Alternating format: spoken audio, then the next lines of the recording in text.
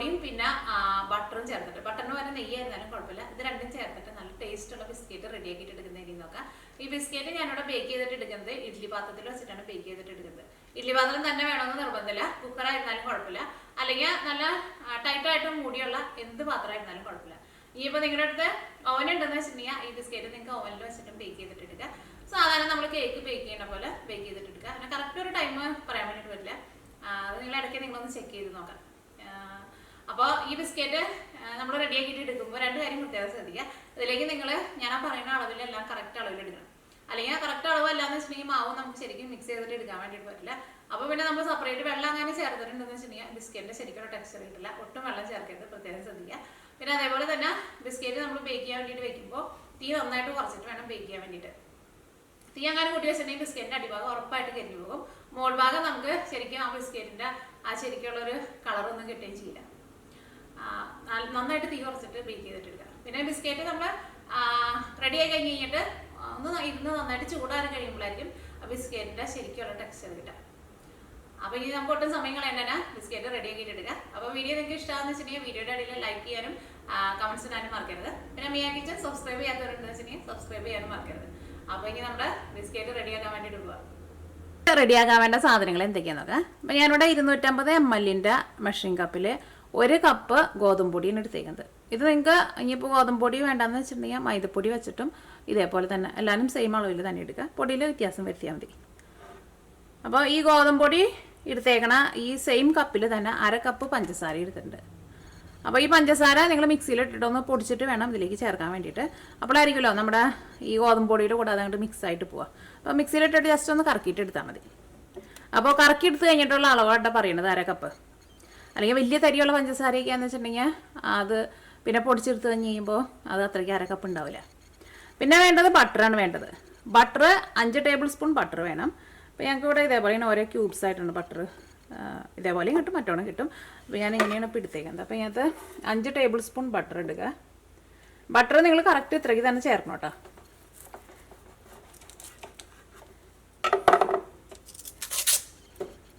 അപ്പോൾ 1/2 cup butter എടുത്തിട്ടുണ്ട്. ഈ ബട്ടർ ഇപ്പോൾ ഭയങ്കര ഹാർഡായിട്ടാണല്ലോ ഇരിക്കുന്നത്. അപ്പോൾ ഞാൻ ഇതൊന്ന് ചൂടാക്കിയിട്ടൊന്ന് മെൽറ്റാക്കിയിട്ട് എടുക്കണം.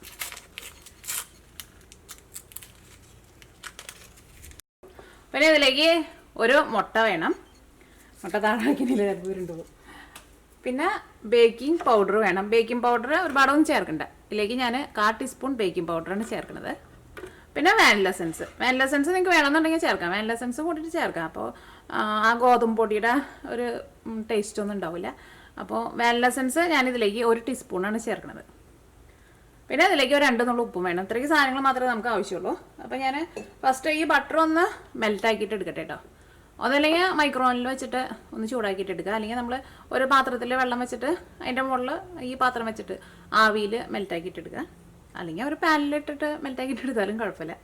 ഇപ്പോൾ ബട്ടറിന് പകരം നിങ്ങളുടെ അടുത്ത് ബട്ടറില്ല, നെയ്യ് ഉണ്ടെന്ന് വെച്ചിട്ടുണ്ടെങ്കിൽ നെയ്യ് ചേർത്താലും കുഴപ്പമില്ല കേട്ടോ. അപ്പോൾ ഇതൊന്ന് മെൽറ്റാക്കിയിട്ട് എടുക്കട്ടെ.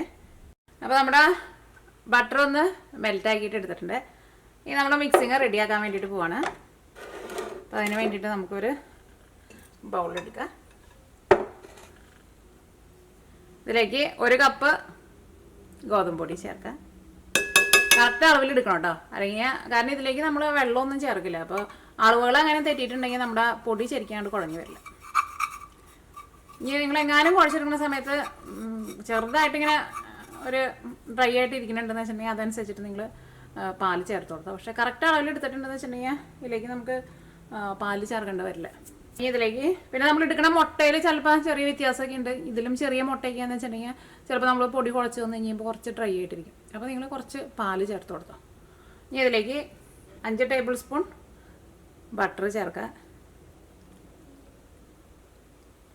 അപ്പോൾ ബട്ടർ ചേർക്കുമ്പോൾ നിങ്ങൾ വിചാരിക്കുന്നത് കുറേ ഉണ്ടല്ലോ എന്ന്. സാധാരണ നമ്മൾ കടയിൽ നിന്നൊക്കെ ബിസ്ക്കറ്റ് വാങ്ങുമ്പോഴായിരുന്നാലും അതിനകത്ത് അവർ ബട്ടറൊന്നും ആയിരിക്കും എന്നല്ല ചേർക്കുന്നത്, വേറെ എന്തെങ്കിലും ഓയിലൊക്കെ ആയിരിക്കും ചേർക്കുക. ബട്ടറൊക്കെ ആകുമ്പോൾ നമ്മുടെ വീട്ടിലൊക്കെ ഉണ്ടാകുമ്പോൾ പിന്നെ കുട്ടികൾക്ക് നമുക്ക് ധൈര്യമായിട്ട് കൊടുക്കാമല്ലോ. അതിലേക്ക് പഞ്ചസാര ചേർക്കുക. അപ്പോൾ പഞ്ചസാര പൊടിച്ചിട്ട് ചേർക്കണം. ഈ 1/4 ടീസ്പൂൺ ബേക്കിംഗ് പൗഡർ ഇടാം. ഞാൻ എല്ലാ വീഡിയോയിലും ചേർക്കാന്ന് പറഞ്ഞു. ഇപ്പോൾ കഴിഞ്ഞ ദിവസം എനിക്കൊരു മെസ്സേജ് വന്നിട്ടുണ്ടായിരുന്നു, എന്താണ് എല്ലാവരും ചേർക്കാന്ന് പറഞ്ഞു. അത് സാധാരണ വർത്താനം പറയുമ്പോൾ ഞാൻ അങ്ങനെയാണ് പറയാറുള്ളത്. ഇപ്പോൾ എന്തായിരുന്നാലും ഞാൻ ചേർക്കാന്നുള്ളത്. പക്ഷെ ചേർക്കാന്നുള്ളത് മാറ്റിയിട്ട് പിന്നെ വേറെ എന്താ ചെയ്യുക? എനിക്ക് അങ്ങനെ വരുള്ളൂ. ഇതിലേക്ക് 2 നുള്ളു ഉപ്പ് ചേർക്കുക. 1 നുള്ളു ചേർത്തു, 1 നുള്ളും കൂടിയും ചേർക്കുക. ഇനി നമുക്ക് ഇതിലേക്ക് മുട്ടയും കൂടിയാണ് ചേർക്കാനുള്ളത്. അപ്പോൾ മുട്ട ചേർക്കുക. ഇത് ഞങ്ങളുടെ വീട്ടിലെ കോഴിയുടെ മുട്ട കേട്ടോ. നമ്മൾ ചിലപ്പോൾ കടയിൽ നിന്ന് മുട്ട വാങ്ങുമ്പോൾ ചിലപ്പോൾ കുറച്ച് ചെറുതായിരിക്കും. ചിലപ്പോൾ നമ്മളിങ്ങനെ കുഴച്ച് വന്നു കഴിയുമ്പോൾ ചിലപ്പോൾ കുറച്ച് ഡ്രൈ ആയിട്ടിരിക്കും. അപ്പോൾ അങ്ങനെ വരുന്നുണ്ടെന്ന് വെച്ചിട്ടുണ്ടെങ്കിൽ നിങ്ങൾ അതനുസരിച്ചിട്ട് കുറച്ച് പാല് ചേർത്ത് കൊടുത്തോ. ഇതിലേക്ക് വാനില എസൻസ് ചേർക്കാം. വാനില എസൻസ് ഞാനിതിലേക്ക് 1/2 ടീസ്പൂണാണ് ചേർക്കുന്നത്. അപ്പോൾ നമ്മുടെ എല്ലാവരും ചേർത്ത് കഴിഞ്ഞിട്ടുണ്ട്. ഇതെല്ലാം കൂടിയിട്ട് നന്നായിട്ട് മിക്സ് ചെയ്യുക. ഈ ബേക്കിംഗ് പൗഡർ നിങ്ങൾ ചേർക്കുമ്പോൾ ഫസ്റ്റ് ഗോതമ്പ് പൊടി ചേർത്ത് കഴിഞ്ഞിട്ട് ബേക്കിംഗ് പൗഡർ ചേർത്തിട്ട് ഒന്ന് മിക്സ് ചെയ്ത് കഴിഞ്ഞിട്ട് ബാക്കിയുള്ളത് ചേർത്താലും മതി. അതായിരിക്കും കുറച്ചുകൂടി നല്ലത്. പക്ഷെ ഞാനത് വിട്ടുപോയി പറയാൻ വേണ്ടിയിട്ട്. എല്ലാം കൂടി ഒരുമിച്ചാണ് ചേർത്തത്. ഇങ്ങനെ ചേർത്താലും കുഴപ്പമില്ല. നമ്മൾ കൈ കൊണ്ട് നന്നായിട്ട് മിക്സ് ആകുമ്പോൾ എല്ലായിടത്തും നന്നായിട്ട് മിക്സ് ആയിക്കോളും. അപ്പോൾ ഇത് നന്നായിട്ട് മിക്സ് ചെയ്തിട്ട് എടുക്കുക.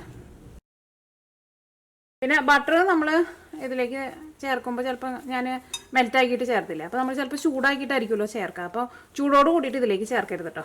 അപ്പോൾ ഇതിനകത്ത് നിന്ന് പെട്ടെന്ന് അങ്ങോട്ട് ഓയിൽ അങ്ങോട്ട് തിരിഞ്ഞ് മാറി സെപ്പറേറ്റ് ആയിട്ട് വരും. അപ്പോൾ ചൂടാറി കഴിഞ്ഞിട്ട് ചേർത്താൽ മതി. ഇതേപോലെ ഇങ്ങനെ കൈ കൊണ്ട് ഇങ്ങനെ അമർത്തി കൊടുക്കുക. എന്നിട്ട് എടുത്തിട്ട് ഇങ്ങോട്ടേക്ക് ഉള്ളിലേക്ക് വയ്ക്കുക. അത് കഴിഞ്ഞിട്ട് ഒന്നുകൂടി ഇങ്ങനെ അമർത്തുക. അപ്പോൾ നല്ല സോഫ്റ്റായിട്ട് കുഴച്ചെടുക്കാൻ വേണ്ടിയിട്ട് പറ്റും. നല്ല സോഫ്റ്റായിട്ട് കുഴച്ചെടുത്തിട്ടുണ്ട്. ഇതൊരു 10 മിനിറ്റ് റെസ്റ്റ് ചെയ്യാൻ വേണ്ടിയിട്ട് വയ്ക്കുക. എന്ത് സാധനം നമ്മൾ കുഴച്ചിട്ടുണ്ടെന്ന് വെച്ചിട്ടുണ്ടെങ്കിൽ കുറച്ച് നേരം ഒന്ന് റെസ്റ്റ് ചെയ്യാൻ വേണ്ടിയിട്ട് വയ്ക്കുന്നത് നല്ലത്. അപ്പോൾ ഇതിലേക്ക് നമ്മൾ ചേർത്തേക്കണം എല്ലാവരും കൂടിയിട്ട് അങ്ങോട്ട് ഫ്രണ്ട്സായിട്ട് വരും. അപ്പോൾ നമുക്കൊരു 10 മിനിറ്റ് റെസ്റ്റ് ചെയ്യാൻ വേണ്ടിയിട്ട് വയ്ക്കാം. ഞാനിതിവിടെ ഒരു 10 മിനിറ്റ് റെസ്റ്റ് ചെയ്യാൻ വേണ്ടിയിട്ട് വെച്ചിട്ടുണ്ടായിരുന്നു. ഇനി ഇതിൽ നിന്ന് ഓരോ ചെറിയ ഉരുളയാക്കിയിട്ട് എടുക്കുക. ഇത് നമ്മൾ ഉണ്ടാക്കുമ്പോൾ ഒരുപാട് കനത്തിൽ ഉണ്ടാക്കരുത് കേട്ടോ. അപ്പോൾ അതിൻ്റെ ഉള്ളിൽ നമുക്ക് ശരിക്കും വെന്തിട്ടില്ല. ഇത്രയ്ക്കുള്ള ഓരോ ഉരുളയാക്കിയിട്ട് എടുക്കുക. ഈ കയ്യിൽ വെച്ചിട്ട് നല്ല സ്മൂത്തായിട്ട് ഒന്നും കൂടി ഇങ്ങനെ ഉരുട്ടിയിട്ട് എടുക്കുക. നല്ല സ്മൂത്തായിട്ട് ഇരിക്കണം കേട്ടോ. ഇത് ഓൾറെഡി ബട്ടറൊക്കെ ചേർത്തേക്കണതിന് നല്ല സ്മൂത്തായിട്ടാണ് ഇരിക്കുന്നത്. കൈ കൊണ്ട് ഇങ്ങനെ കുഴച്ചെടുക്കാനാണെങ്കിലും നല്ല സുഖമുണ്ട്. വേണ്ട. അപ്പോൾ നമ്മുടെ പൊടി അങ്ങനെ ഡ്രൈ ആയിട്ട് ഇരിക്കുകയെന്ന് വെച്ചിട്ടുണ്ടെങ്കിൽ നമുക്ക് ഇത്രയ്ക്ക് സ്മൂത്തായിട്ട് കുഴച്ചെടുക്കാൻ വേണ്ടിയിട്ട് പറ്റില്ല. ഇനി ഇത് കയ്യിൽ വെച്ചിട്ട് ഇങ്ങനെ പതുക്കെ ഒന്ന് അമർത്താം. അപ്പോൾ ഇതിന് ഇപ്പോൾ ഒരുപാട് കട്ടിയില്ല കേട്ടോ. ഭയങ്കര വലിയ ഉരുളയാക്കിയിട്ട് എടുത്തിട്ടുണ്ടെങ്കിൽ കുറച്ച് കട്ടിയാവും. ഒന്നും കൂടി ഒന്ന് പരത്താം. ഭയങ്കര കനത്തിലിരിക്കണ്ട. സൈഡൊക്കെ ഒന്ന് ഒതുക്കി കൊടുക്കാം. ഒന്നുകൂടി പരത്തട്ടെ. ഇപ്പോൾ ഇതൊരു കറക്റ്റ് ഭാഗമായിട്ടുണ്ട്. ഇനി എന്ത് ചെയ്യണം? ഇതിന് നമുക്കൊരു ഷേപ്പ് കൊടുക്കാൻ വേണ്ടിയിട്ട് ഞാനിവിടെ ഒരു ഫോർക്ക് എടുത്തിട്ടുണ്ട്. ഈ ഫോർക്ക് വെച്ചിട്ട് ഒന്ന് നന്നായിട്ടൊന്ന് അമർത്തണം കേട്ടോ. അല്ലെങ്കിൽ പതുക്കെ അമർത്തിയിട്ടുണ്ടെങ്കിൽ ഈ മുകളിൽ മാത്രമേ ആ പാട് വീഴുള്ളൂ. അപ്പോൾ ഉള്ളിലേക്കാണ്ട് പാട് ചെന്നില്ല എന്ന് വെച്ചിട്ടുണ്ടെങ്കിൽ ഇത് നമ്മൾ ബേക്ക് ചെയ്തിട്ട് എടുത്തു കഴിഞ്ഞ് കഴിയുമ്പോൾ ആ മാർക്ക് ശരിക്കും കാണില്ല. അപ്പോൾ ഇതേപോലെ ഫോർക്ക് വെച്ചിട്ട് ഇങ്ങനെ ഉള്ളിലേക്ക് ഒന്ന് നന്നായിട്ട് അമർത്തി കൊടുക്കുക. അപ്പോൾ ഇതേപോലെ കിട്ടും. അപ്പോൾ ഇനി ബാക്കിയുള്ളതെല്ലാനും അതിങ്ങനെ അമർത്തുമ്പോൾ സൈഡ് ചിലപ്പോൾ ഇങ്ങനെ പതുക്കെ ഒന്ന് വിട്ടു പോകട്ടോ. പക്ഷെ അത് കുഴപ്പമില്ല. ഇനിയിപ്പോൾ നിങ്ങൾക്ക് വേറെ വല്ല ഷേപ്പൊക്കെ അറിയുന്നുണ്ടെന്ന് വെച്ചിട്ടുണ്ടെങ്കിൽ എങ്ങനത്തെ ഷേപ്പ് വേണമെങ്കിലും നമുക്ക് ഉണ്ടാകാം കേട്ടോ. അപ്പോൾ ഇത് നീക്കി വയ്ക്കട്ടെ. അപ്പോൾ ഈ ബാക്കിയുള്ളതെല്ലാം നമുക്ക് ഇതേപോലെ ഇങ്ങനെ റെഡിയാക്കിയിട്ട് എടുക്കാം. അപ്പോൾ നമ്മുടെ ബിസ്ക്കറ്റ് എല്ലാനും ഇതേപോലെ ഇങ്ങനെ ഷേപ്പ് ആക്കിയിട്ട് എടുത്തിട്ടുണ്ട്. ഇത് ബേക്ക് ചെയ്യാൻ വേണ്ടിയിട്ട് പോവാണ്. അപ്പോൾ ഞാനിവിടെ ഇഡ്ഡലി പാത്രത്തിൽ നമ്മൾ കേക്ക് ബേക്ക് ചെയ്യാൻ വേണ്ടിയിട്ട് ഉപ്പിട്ടിട്ട് ബേക്ക് ചെയ്യില്ലേ, അങ്ങനെയാണ് ചെയ്യാൻ വേണ്ടിയിട്ട് പോണത്. ഇഡ്ഡലി പാത്രം തന്നെ വേണമെന്നില്ല. ഇപ്പോൾ നമ്മുടെ അടുത്തുള്ള എന്ത് പാത്രമായിരുന്നാലും കുഴപ്പമില്ല. അപ്പോൾ എൻ്റെ കയ്യിലുള്ളത് ചെറിയ ഇഡ്ഡലി പാത്രം കേട്ടോ. അപ്പോൾ വലിയ ഇഡ്ഡലി പാത്രം എന്ന് വെച്ചിട്ടുണ്ടെങ്കിൽ നമുക്കിത് ഒറ്റ ട്രിപ്പായിട്ട് വയ്ക്കാം. അപ്പോൾ നമ്മുടെ പണി കുറച്ചുകൂടി നല്ല ഈസി ആവും. അല്ലെങ്കിൽ കുക്കറിൽ വെച്ചാൽ മതി. വലിയ കുക്കർ ഉണ്ടെന്ന് വെച്ചിട്ടുണ്ടെങ്കിൽ വലിയ കുക്കറിൽ വയ്ക്കാം. അപ്പോൾ അത് ഓൾറെഡി ഞാൻ ഉപ്പ് ഇട്ട് വെച്ചിട്ടുണ്ട്. കാരണം ഞാൻ കഴിഞ്ഞ ദിവസം ഞാൻ ഉണ്ടാക്കി നോക്കിയിട്ടുണ്ടായിരുന്നു. അപ്പോൾ ഓൾറെഡി ഞാൻ ഇതിൽ ഉപ്പ് ഇട്ട് വെച്ചിട്ടുണ്ട്. ഈ ഉപ്പ് നമുക്ക് ഒരു പ്രാവശ്യമല്ല കേട്ടോ, പല പ്രാവശ്യം ഈ ഉപ്പ് സെയിം ഉപ്പ് തന്നെ എടുത്തിട്ട് നമുക്ക് ഇതേപോലെ എന്തെങ്കിലുമൊക്കെ ബേക്ക് ചെയ്യാൻ വേണ്ടിയിട്ട് എടുക്കാം. പിന്നെ കുറേ കൂടെ ഉപയോഗിച്ച് കഴിയുമ്പോൾ ഉപ്പിനൊരു സ്മെല്ല് വരും. അപ്പോൾ ഉപ്പ് മാറ്റണം കേട്ടോ. അപ്പോൾ ഇതേപോലെ നമ്മൾ എടുക്കണ ഏത് പാത്രമാണെന്ന് വെച്ചിട്ടുണ്ടെങ്കിൽ ആ പാത്രത്തിൽ ഉപ്പ് ഇതേപോലെ ഇങ്ങനെ നികത്തിയിട്ടിടുക. എന്നിട്ട് ഇതിൻ്റെ മുകളിൽ ഒരു സ്റ്റീൽ പാത്രം വയ്ക്കുക. അല്ലെങ്കിൽ അലുമിനിയം പാത്രം ആയിരുന്നാലും കുഴപ്പമില്ല. അപ്പോൾ എൻ്റെ അടുത്ത് ഇതിനകത്ത് കൊള്ളണ ആ കറക്റ്റ് അളവിലുള്ള സ്റ്റീൽ പാത്രമില്ല. എൻ്റെ സ്റ്റീൽ പാത്രം കുറച്ച് വലുതാണ്, ഇഡ്ഡലി പാത്രം ചെറുതാണ്. അപ്പോൾ ഞാൻ ഇഡ്ഡലി പാത്രത്തിൻ്റെ തട്ടുണ്ടല്ലോ, നമുക്ക് ഈ തട്ടാണ് വെക്കണത്. അപ്പോൾ ഈ തട്ടിനെ ഇങ്ങനെ ചെറുതായിട്ട് ഇങ്ങനെ ഓട്ടയുണ്ടല്ലോ. അപ്പോൾ ഞാൻ എന്ത് ചെയ്യുന്നത് വെച്ചിട്ടുണ്ടെങ്കിൽ ഇതിൻ്റെ ഉള്ളിലേക്ക് നമ്മൾ കേക്കൊക്കെ ബേക്ക് ചെയ്യുമ്പോൾ ബട്ടർ പേപ്പർ വയ്ക്കില്ലേ, അല്ലെങ്കിൽ പാച്ച്മെൻറ്റ് പേപ്പർ എന്ന് പറഞ്ഞിട്ട് കിട്ടില്ലേ, അത് വെക്കുന്നുണ്ട്. അപ്പോൾ നമ്മൾ സ്റ്റീൽ പാത്രത്തിലാണ് വെക്കണമെന്ന് വെച്ചിട്ടുണ്ടെങ്കിൽ ഈ ബട്ടർ പേപ്പർ വെച്ചില്ലെങ്കിലും കുഴപ്പമില്ല കേട്ടോ. ബട്ടർ പേപ്പർ വെച്ചിട്ടുണ്ടെങ്കിൽ കുറച്ചും കൂടി നല്ലത്. അതിൻ്റെ അടിഭാഗം പെട്ടെന്ന് അങ്ങോട്ട് ഡയറക്റ്റായിട്ട് അങ്ങോട്ട് ചൂട് കിട്ടില്ലല്ലോ. അപ്പോൾ അതിന് വേണ്ടിയിട്ടാണ് അത് വെക്കണത്. പേപ്പർ അല്ലെങ്കിൽ പാച്ച്മെൻറ്റ് പേപ്പർ എന്ന് പറഞ്ഞിട്ട് നമുക്ക് കടകളിൽ നിന്നൊക്കെ വാങ്ങാൻ വേണ്ടിയിട്ട് കിട്ടും. അതിന് വലിയ വിലയൊന്നുമില്ല കേട്ടോ. അപ്പോൾ ഇത്രയ്ക്ക് വെച്ചിട്ട് എനിക്ക് 14 ബിസ്ക്കറ്റായിട്ടാണ് കിട്ടിയേക്കുന്നത്. ഇനി നമുക്ക് ഉപ്പ് ചൂടാവാൻ വേണ്ടിയിട്ട് അടുപ്പത്തേക്ക് വെക്കാം. തീ അത്യാവശ്യം നന്നായിട്ട് കൂട്ടിയിട്ട് തന്നെ വെക്കാം. നമ്മൾ വെക്കണ ഏത് പാത്രം എന്ന് വെച്ചിട്ടുണ്ടെങ്കിൽ ആ പാത്രം നന്നായിട്ട് ചൂടായിട്ട് വരണം. ഇതിപ്പോൾ നമ്മൾ ഇഡ്ഡലി പാത്രമാണ് എടുത്തേക്കുന്നത്. അപ്പോൾ ഇഡ്ഡലി പാത്രം നന്നായിട്ട് ചൂടായിട്ട് വരണം. എൻ്റെ ഇഡ്ഡലി പാത്രം അത്രയ്ക്ക് നല്ലതല്ല കേട്ടോ. നാട്ടിൽ നിന്ന് കൊണ്ടെന്താ സ്റ്റീൽ ഭയങ്കര പൊട്ടയാണ്, ഭയങ്കര കനം കുറവാണ്. അപ്പോൾ അതുകൊണ്ട് തന്നെ ഇതിൻ്റെ കളറൊക്കെ മാറിയിട്ടുണ്ട്. അപ്പോൾ ഇത് മൂടി വയ്ക്കട്ടെ. ഇത് നന്നായിട്ട് ചൂടായിട്ട് വരട്ടെ. നന്നായിട്ട് ചൂടായിട്ട് വന്നിട്ട് വേണം ബിസ്ക്കറ്റ് വെക്കാൻ വേണ്ടിയിട്ട്.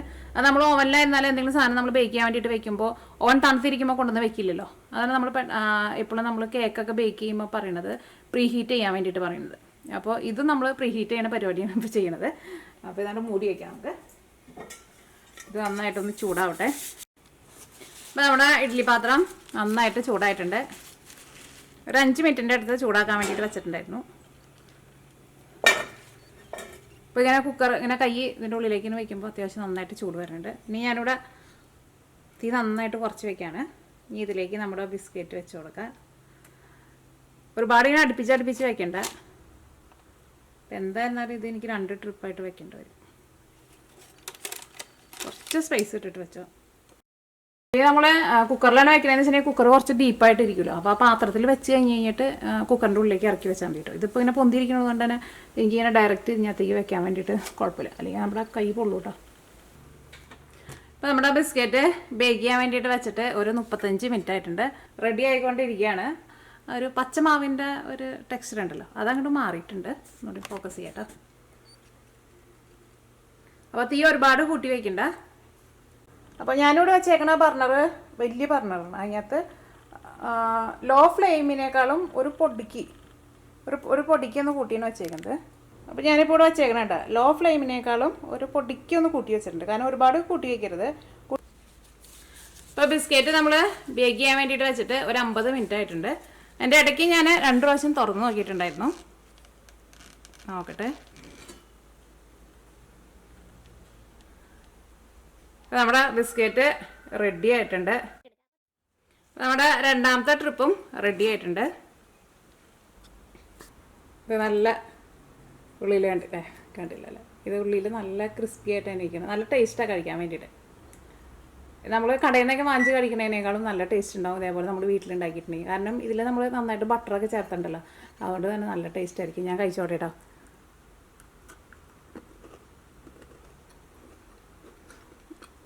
നന്നായിട്ട് ഇങ്ങനെ മുരിഞ്ഞിട്ട് നല്ല ബിസ്ക്കറ്റ് കഴിക്കുമ്പോൾ ഒരു ടെക്സ്ചർ ഉണ്ടല്ലോ, നല്ല തരി പോലെ ഇരിക്കുന്നത്.